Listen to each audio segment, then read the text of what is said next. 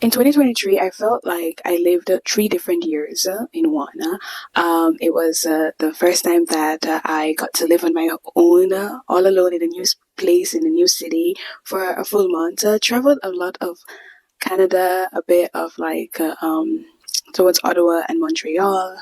Fell off some goals, fell off some really good habits, and still got back onto new ones. I felt like I was in tune with myself and God's leading and guidance towards me. I did travel a lot. I made great efforts to extend myself and make good connections, extend my boundaries, my fears. Like, I totally outgrew my fear of driving to now being like a fully licensed Canadian driver, able to drive the highway and all. So that's something I've been really proud of. A bunch of things, and that is why I want to just take this video as an ode to 2023. I will be reflecting through pictures and written words, as well as answering some of the questions I asked some of you on Instagram to ask me about 2023. Okay, so the first question is, what is the biggest lesson you got from 2023? Oh my gosh, this feels like an essay question on a JAM or GSAT question exam. Biggest lesson. I think a big lesson for me. Honestly, one second. Let me think about it. I need to think about it. My biggest lesson actually comes from the Bible verse. It comes from Isaiah 43 verse 2 that says, "When you pass through waters, I will be with you. And when you pass through the rivers, they shall not sweep over you. And when you walk through the fire, you will not be burned. The flames shall not set you ablaze. For I, the Lord your God, the Holy One of Israel, your Savior, I give Egypt for ransom.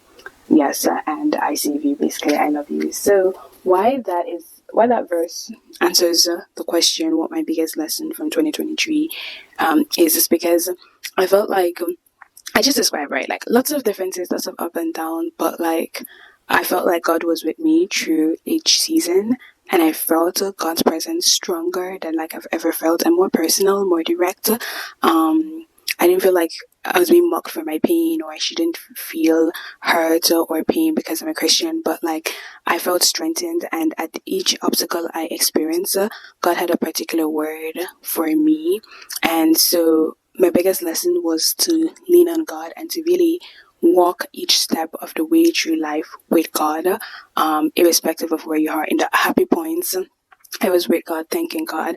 In the low points, I was with God, being guided to different places, to different people. What comes to mind immediately is just like the amount of like events and just gatherings that really strengthened my faith when I was at really low points. So shout out to Don Moines concert and upper room experience. All of those things lifted me up. So I feel like the biggest lesson for 2023 is to learn to walk with God in each step of the way. And I feel like it's said a lot, but just like being intentional and personal and personalize that walk was what like was key for me. Question number 2, any regrets? Hopefully none. Yeah, none. So I don't know when I decided. I think it was like last year I decided, and I was like, no matter mistakes and stuff, I don't think I don't want to be bound by regrets. There were things I could improve on, and I feel like I would just see mistakes as lessons to work on and improve on, but not like major regrets. But that's just how I like to view it. Like if I make a mistake, if I stop doing stuff that like I didn't want to, if there's a hiccup along the way, I just stop, recognize my flaw, or recognize the situation. Because sometimes it's I failed or I didn't do something well, and sometimes, especially in my life, it's not me really, it's my environment, the family I'm born in, the situation, and I had to like come to peace with that sometimes it's out of my control. So recognizing what the source of whatever failure, hiccup, or whatever source of regret, recognizing the source and then coming at peace with it. What can I learn from it? What can I walk away from? And sometimes when I really like have that reflection in my mind or write it on a journal, I realize that there's nothing I can do. And if there's nothing you can do, what's the sense of like beating up yourself for it? So yeah, no regrets actually. No regrets. None at all, just lessons. Okay. What would you tell your January 2023 past self? I think I would say that you are on the right track. Yeah. No. My 2023 self. I remember I was very like intentional with things I did or didn't do. So I'm big on planning, reflecting, and vision boarding and stuff. But I remember January 2023, I didn't feel like vision boarding, and vision boarding is very key. This has been my main vision board from like 2019 or so, really long time, but it's still there for a reason. But I have like different other ones. One the hiccup I had in general was like I wasn't sure if I wanted to make like a vision board, and vision boards are really a big deal for me. I like them for the artsiness, but also for the inspiration and just like that thing. And I remember that one of the reasons why I didn't want to was because I wasn't sure how the entire year was going to look. Because I already saw like where there would be just things shifted and I can take control of that. So I do have an advice for that part of myself, and that is that sometimes your vision board doesn't have to be like for the entire year.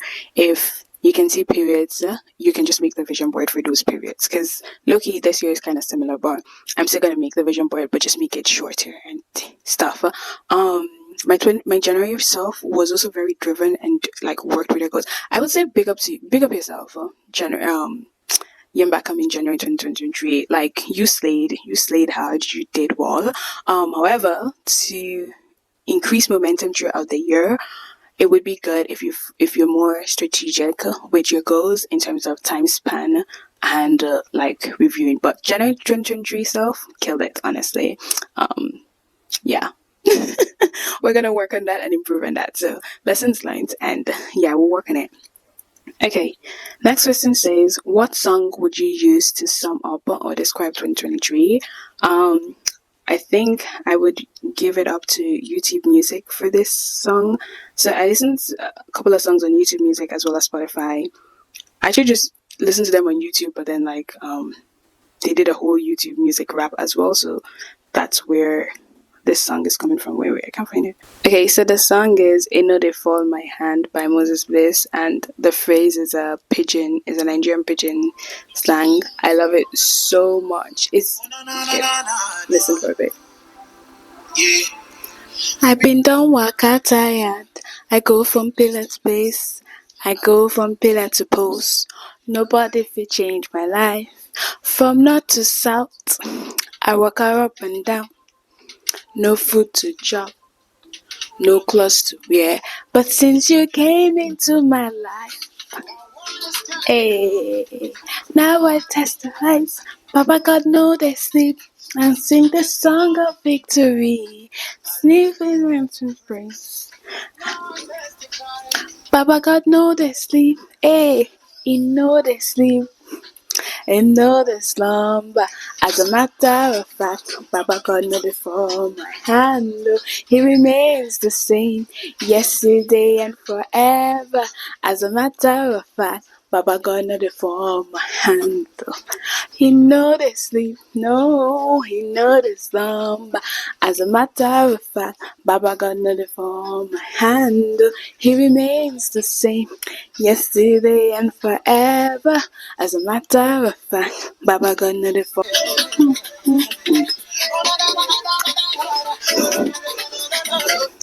Okay,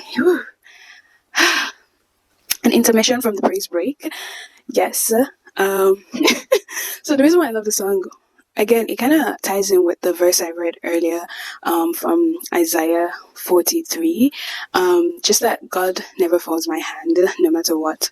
He never falls my hand. I've seen different experiences, faced different things, but God is to be praised in everything. Different challenges, different temptations that God has helped me overcome. Yeah, and just like at every stage in life, I've seen God lifting my hands, not allowing me to fall, not allowing me to stay down, but continuously rising and growing. So it's a testimony. It's also a declaration continuously. I love the song. I love the tempo. It goes slow. It's like solemn prayer, and then you go gym. You're praising and dancing. So that was the song of the year, and that was what YouTube Music's rap also said. What seasons did you go through this year? girl girl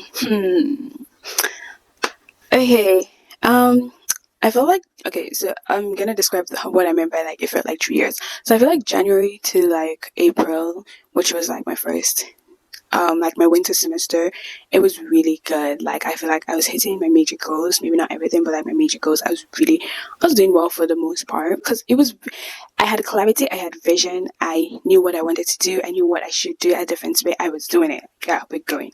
By April, I was just feeling low and weak. Could have been burnout, by the way. But the ending of April, but it was fine. May started a whole other season. So May, I had to do co-op, and the co-op process was more challenging than I anticipated. June was kind of was just there, and then July I had to go. Like that's when I had to travel to Trois-Rivières, another city in like Quebec, Canada, and stay there for a bit. So that for May, June, July was like was just like I was just like moving with emotions, to be honest. Co-op ended up like when I actually started, it was really good. Grateful for it. June was so fun. It was just nice. It's my birthday. Yeah, it was really just chill, good old summer fun. I thought I was like intentional what stuff I did. I had to do stuff for my church group and stuff, and it was nice to see like people were bonding and actually growing. So it was good. July, I went away. I was quite excited for it, and for the most part, I was excited. I learned a lot in that 1 month, just about myself, how I want life to be, and also just like the challenges that young people face in university. It's so funny because I'm in my third year, but like because I didn't live in dorm, I didn't really experience. I feel like I was protected, shielded in a way, for to protect my faith and standards in my life. So that 1 month really showed me like how life could have been otherwise. So it was very interesting and cool. It was also kind of lonely because I felt like the month before I was with people, I was going to things and stuff. But that month I realized that if I didn't call certain people or message people, people didn't really reach out. So that was sad to find out. But a realization that was like mostly needed. I've not really like worked through or that, but that's something I want to work on throughout this year. So it was nice to step away and see how much people really engage with me in that sense. But yeah, August itself was a season. Like the month August was just a work season. Oh my gosh, I can't go into details and I don't want to for different reasons, but I was put in like an impossible situation that I could not get out of and stuff. And I feel like God was teaching me different things in that season. It was to deliver care, but outside of my comfort zone and outside of what I would have liked it to be. So August itself was another season of just like grow where you're planted or do what you need to do in that season, like work the work that you need to work on in that season. September, October was like a new school year, new challenges and stuff. But I feel like all those like can be bottled into one season. So overall, like maybe like even 4 different seasons in this year. In the latter part, I just did a lot with like settling into like a new different way of like schooling because I got like student housing and I was living by myself, and I still had to like commute for different things. I felt somebody described me like as a missionary during the weekends because I had to like travel back home for certain things. So it was just nice like submitting to different authorities, God and others, but like and the lessons learned from it, also the bonds created. So it was like a good little like couple of months. I also stepped out of my comfort zone to make new friends and new communities in my school and stuff. So it was good. It was like a time of just like refreshing and expanding my like expanding from my comfort zone really, and yeah, grew closer bonds with like some of my course mates and stuff. So it was good, and then I got back into the drive of like the other things that I needed to work on. So yeah, those are the seasons of life this year. Lastly, what was your favorite thing that happened in your life this year? All those questions that want to like single out one thing, like I don't know. One of my favorite things that happened this year. I think maybe it might have been just like the 1 month into our review. Yeah, I think that's it. Just cause it's one thing, but it's also like one big thing, and it encapsulates everything. Because like at some point, I liked it because it was the first time I had to be me as a young adult, without the influences of everything that makes me me without influences of my parents, friends, common things, even though I'm literally living in my third country in my entire life. But it was just nice to like step away from everything that I know and know what I hold on to if when I'm not in my comfort zone. And it was still good to see that I held on to God more. I had a lot of fun visiting different churches, hanging out with different people. It challenged me to like, because people like at some point I'm very shy when it comes to like in new spaces or like making friends newly and stuff. So it was nice challenging myself in that area, challenging myself to speak French for like a whole month, exploring. We kind of like it was like I was living the life that I want to live. Without restrictions. Like every other weekend, we got to go to see another place, another fall, another city. So, and I realized like I really valued that sort of like adventure and exploration life. Made good friends that I still are in contact with now. It just like expanded my reach. So I think that was probably one of my favorite things this year. But yeah, what are yours? So you can like take time out to just reflect. So I'm just like continuing reflecting on the different months of the year, basing some of my favorite memories, and just talking about like how they made me feel. Because sometimes it's good to just have like something to hold on to, and look back to and be grateful for. But yeah, that's it for this reflection video. I encourage you to reflect on the year. You can answer some of these prompts or just simply what went well this year, what didn't, and what can I learn from it. Those are my 3 favorite prompts to just review 2023. Yeah, coming up, I'm gonna be doing some video and just like resetting and planning. I want to focus on more being strategic and zoning in. So that's what I'll be sharing in the upcoming videos. But Merry Christmas. I'm sure it has gone now, but Happy New Year when it comes. And never stop curating your best life. And thank you for, sticking true with me throughout this year, for all the OGs and the newbies. Thank you so much. You've been one of the best parts of my 2023 year.